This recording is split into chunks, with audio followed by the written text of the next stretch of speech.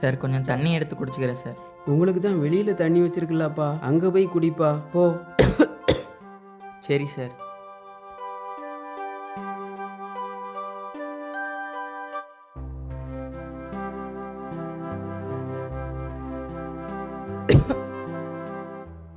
சுந்தர்,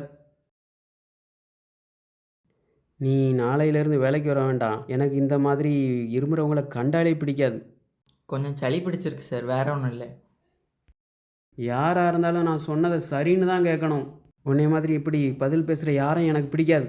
போ, அக்கௌண்ட்டன்ட்டு போய் உன் கணக்கு முடிச்சு வாங்கிட்டு போ. நாளையிலேருந்து நீ வேலைக்கு வர வேண்டாம். சார் நீ போகலாம்.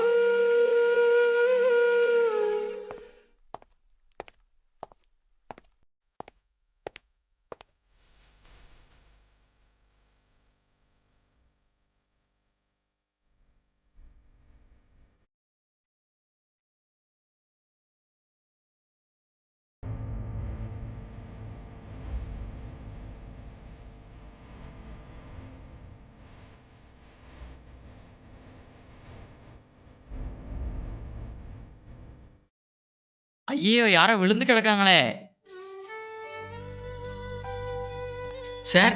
ஐயோ, நம்ம ஸ்டீவன் சார்ல சார். என்னாச்சு சார்?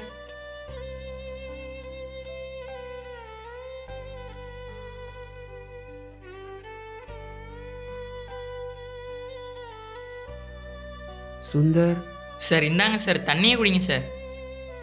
நான் கொத்த வேலைக்கு போயிட்டு வந்துட்டு இருந்தேன் சார். யாரோ விழுந்து கிடக்காங்கன்னு பார்த்தா நீங்கள் சார். என்னாச்சு சார்?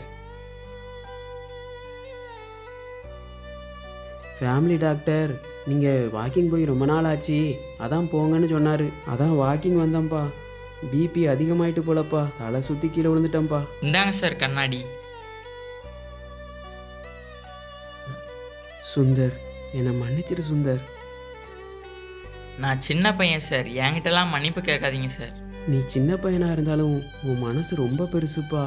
நான் பெரிய மனுஷனாக இருந்தாலும் என் மனசு ரொம்ப சின்னது சுந்தர். என்ன சார்?